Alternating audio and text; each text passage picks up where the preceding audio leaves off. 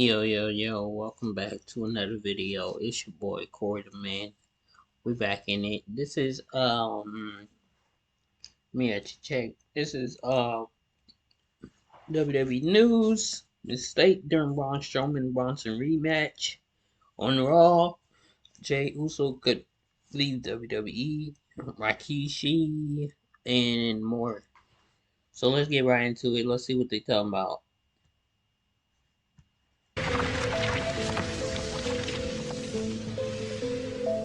We are kicking off with WWE, and since vowing to make an opportunity for himself, Bronson Reed has been flattening opponents with tsunami after tsunami, and this week took on fellow monster Braun Strowman. Before the match started, Michael Cole and Corey Graves were quick to point out that the ring had been reinforced for the bout between the two behemoths, but this would prove to be a moot endeavor. The action quickly left the ring as they bulldozed through security and backstage personnel in their path, and the chaos moved to the ever-dangerous parking lot area.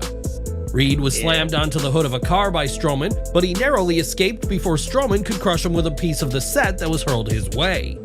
The pair climbed atop production crates, where Reed managed to knock Strowman down onto the roof of a car, but he wasn't finished yet. Reed then scaled the concrete parking lot barrier wall and delivered a devastating splash onto Braun, causing significant damage to the car's roof in the process, but much more to Braun. It was only then that security and officials intervened, and while the match didn't have an official winner, this was another star-making performance for Reed, who's as hot as any other heel. Reed will ultimately end up winning fans over if he can continue with the momentum he's had since his initial attack on Seth Rollins, who hasn't been seen since his run-in with the Behemoth. This week's showcase was made even more impressive by the beating occurring at the expense of Strowman, a former Universal Champion who has been perpetually over with fans. With that said, there was a small mistake during the car roof splash.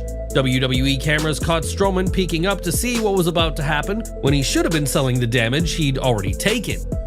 In theory, Strowman should have rolled to safety as he saw what Reed was about to do, but this slight error pales in comparison to all the good this segment has done for the Australian.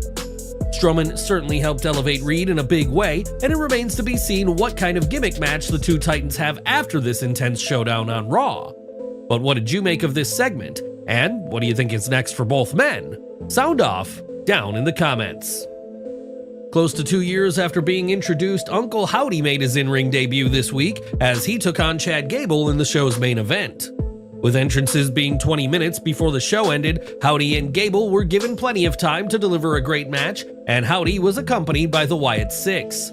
Their fight eventually spilled outside of the ring, and the "You Suck" chants aimed at Gable rattled the Olympian, but it didn't prevent him from hitting an Olympic slam onto the table.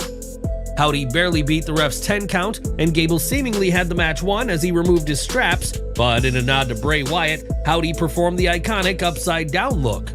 When Howdy delivered the mandible claw, a nod to Wyatt's alter ego The Fiend, the Creeds and Ivy Nile emerged to drag Howdy to ringside for a beatdown, but were confronted by the Wyatt Six. Back in the ring, Howdy dodged a moonsault from Chad and nailed a Sister Abigail for the win, and this match was the first for Bo Dallas in close to 5 years. With that in mind, it's hardly a surprise that Howdy was emotional after Raw went off the air, as there will have been a long time when he believed his days wrestling were over. Howdy was likely also emotional as he remembered his late brother, and as he made his way to the back after Raw, pointed to the heavens in a clear tribute to Bray Wyatt.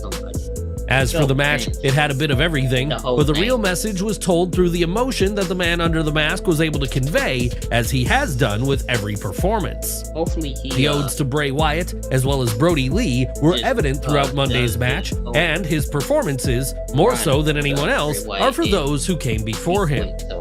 All of this makes what Bo has accomplished with this Wyatt Six story that much more rewarding, and he continues to have fans captivated with every performance.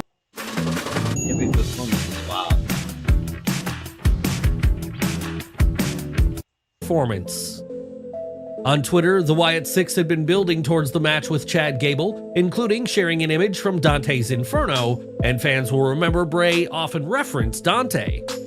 On Raw, we got another VHS tape played, this one featuring Bo Dallas, but you'd see Uncle Howdy glitch through in a chilling visual. Addressing his match with Gable, Bo spoke of cutting the head off the snake, and if this line sounds familiar, it's because we heard it recently from a non-Wyatt Six wrestler. A few weeks ago, Dakota Kai used that exact same line, and while she did, the Pluto symbol associated with the faction appeared behind her. Bo also made reference to a beast rising from the sea, and during the final episode of the Firefly Funhouse, this idea of a beast coming was also brought up, sparking speculation with fans. We don't know what this beast will be, though Alexa Bliss teased a return to the ring recently, but for now, it appears that something big is coming from the Wyatt Six. The rivalry of CM Punk and Drew McIntyre took center stage once again on Raw, as McIntyre addressed his upcoming strap match showdown with Punk at Bash in Berlin. McIntyre mockingly imitated Punk's iconic entrance and signature seated position in the ring and leveled a series of personal attacks on the former AEW World Champion. Drew predicted that Punk's choice of a strap match would backfire on the best in the world and made remarks about Punk's family and his cherished bracelet. Unbeknownst to McIntyre, CM Punk was watching the entire segment live from underneath the ring on Instagram, and enraged, Punk stormed the ring while still broadcasting. Punk delivered a series of attacks with a strap that proved so fierce, not even security personnel trying to intervene were spared, as CM Punk beat them with the strap as well. Raw GM Adam Pearce took to Twitter to announce that he has fined CM Punk for his actions for an undisclosed amount as tensions continue to grow ahead of Berlin. While McIntyre managed to escape the beatdown this time, he won't be able to run in the strap match, which promises to be anything but forgiving, as both men are ready to dish out pain. What are your thoughts on CM Punk being live before coming to attack Drew McIntyre with a strap on Monday Night Raw? Sound off in the comments. We've got some tragic news to share now, as the wrestling world is mourning the loss of the legendary Sid Udy, better known as Psycho Sid or Sid Vicious.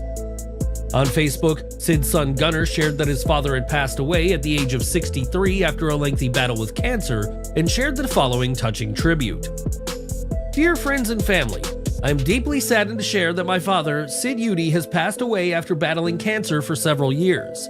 He was a man of strength, kindness, and love, and his presence will be greatly missed. We appreciate your thoughts and prayers as we grieve this loss. Details for a memorial service will be shared soon. Thank you for your support. Sid carved an unforgettable legacy for himself in the world of wrestling, with a career that spanned 3 decades and saw him dominate in WWE, WCW, ECW, and elsewhere. Known for his imposing 6'9" stature, explosive power, and menacing persona, Sid held multiple world championships, including world title gold in WWE and WCW. Sid enjoyed many memorable moments in his career and competed in intense feuds with some of wrestling's biggest names, such as Hulk Hogan, Shawn Michaels, and Bret Hart. It's always sad to lose a member of our wrestling community, especially someone who, at 63, was relatively young, and his larger-than-life presence in and out of the ring will be missed. Sid's legacy as one of wrestling's most fearsome competitors will endure for generations to come, as he truly proved to be the master and ruler of the world. What are your favorite Sid moments? Is there a particular match that stands out to you? Share them below as we remember the legendary big man of the ring. Raw in Providence opened with Rey Mysterio interrupting the Judgment Day to get something off his chest, and it was something he may not have been able to say if everyone knew what he was saying. During his segment, Rey said something in Spanish, and Forbes' Alfred Canua tweeted out the following as he was able to translate what the Hall of Famer had to say. Rey Mysterio just shamed his son for dating a white woman, Guerra, on the white man's cable TV, and he got away with it because most of y'all don't speak Spanish. Dr. Umar would be proud. Rey Mysterio obviously isn't a fan of Dominic Mysterio and Liv Morgan's relationship, and made that very clear this week, especially to the Spanish-speaking members of the WWE Universe.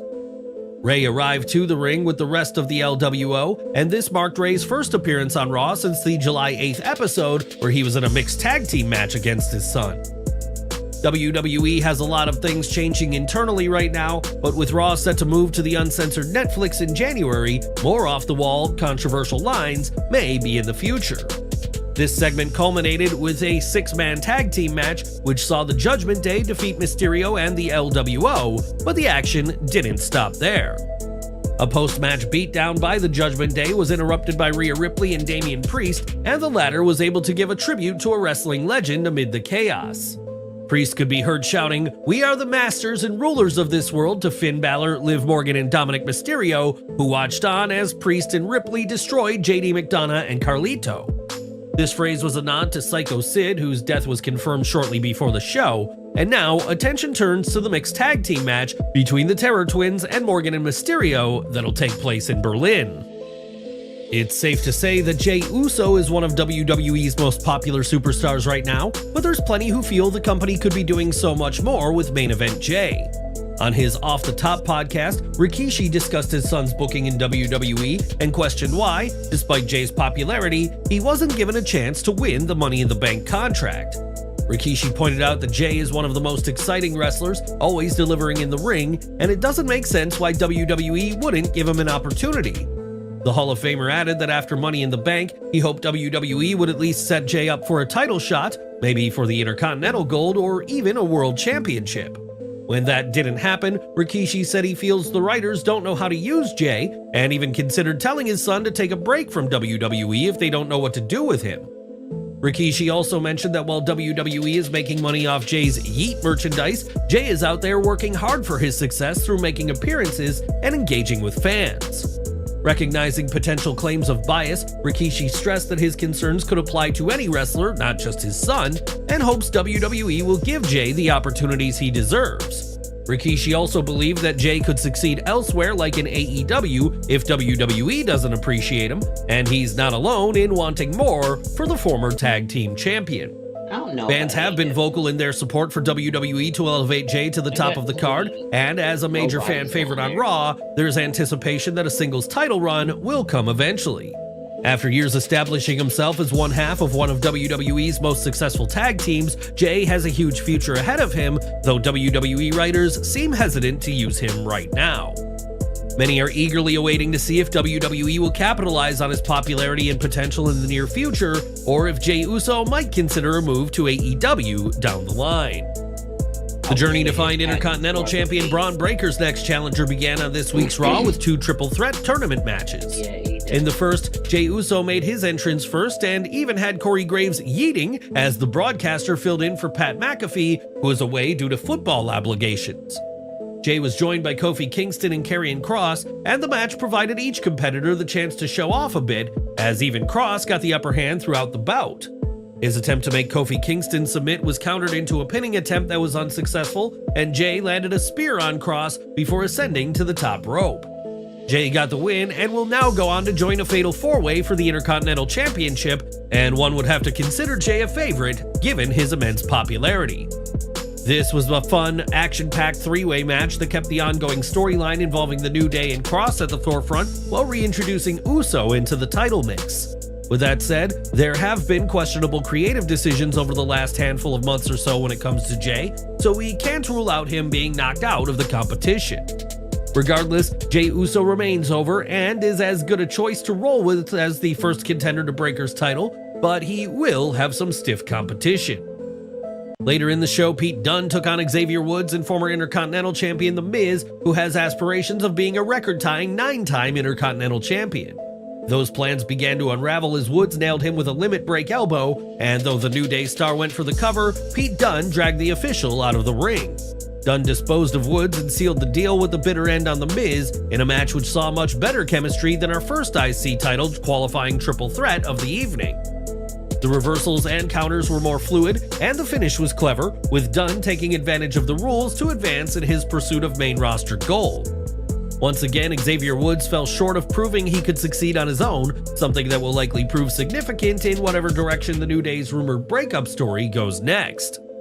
Post-match, Braun Breaker had a backstage interview to respond to Uso and Dunne, and called himself "that dude, that dog," before adding that the worst is yet to come for his opponents.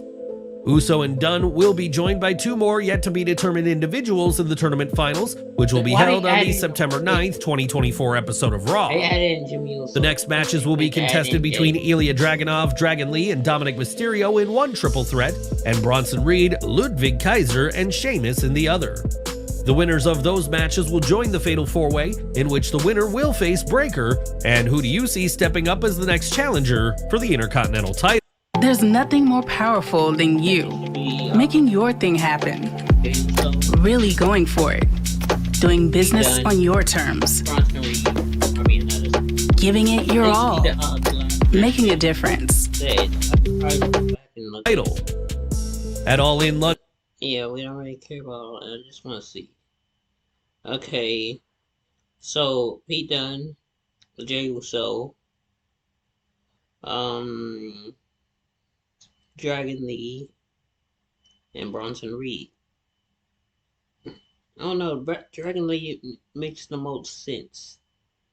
Ilya Dragunov, he's so stale, bro. He ain't did nothing. We don't care about AEW.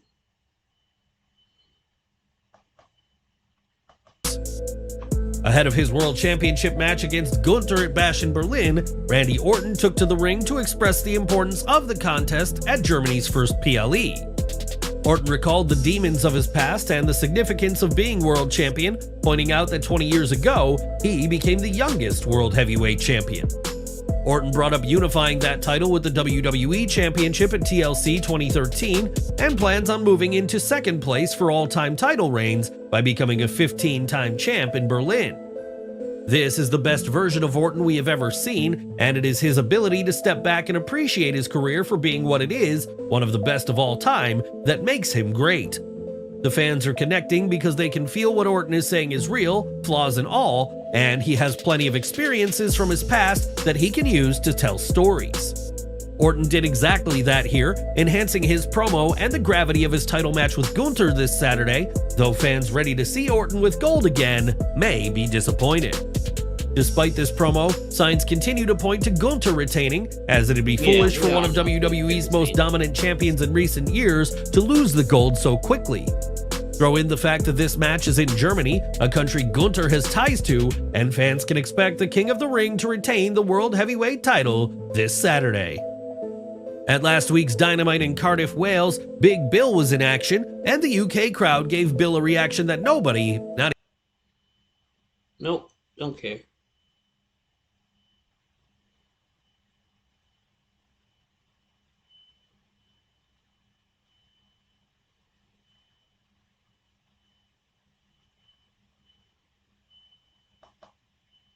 the comments. Now, WWE has a massively loyal, passionate fan base, and when it comes to showing your love for a particular superstar, there's few things better than a handmade sign. Unfortunately, a common practice we've seen in recent years is WWE confiscating signs if they deem them inappropriate or for any other reason. Confiscating a sign may protect a top star from unnecessary heat, or it may be because the sign shows something the network opposes, and the August 16th SmackDown saw confiscations. On social media, fans who attended the show in Orlando's Kia Center shared their outrage that their fan-friendly signs were taken away with no reason given. One sign confiscated celebrated the recent return of Roman Reigns with a message reading, "Welcome back, Daddy Reigns," and a series of photos of the man himself. On Twitter, photos were shared of piles of signs that had been confiscated before the fans were let in, and one user said that it was a policy of the venue to not allow signs in the building. If so, it's an interesting decision to make, especially as signs were seen during this show, with theories that these signs were smuggled in or handed out by WWE to fans in attendance. What are your thoughts on all fan signs being confiscated before SmackDown in Orlando, Florida? Sound off in the comments. I get tired of watching it. More from All In London as Jack Perry retained his AEW TNT title in a match against Darby Allin, but at 10 minutes 40, this was the second shortest match on the show's main card. On Wrestling Observer Radio, it was revealed that time was shaved off the match as the show was running long and had a strict curfew of needing to be finished at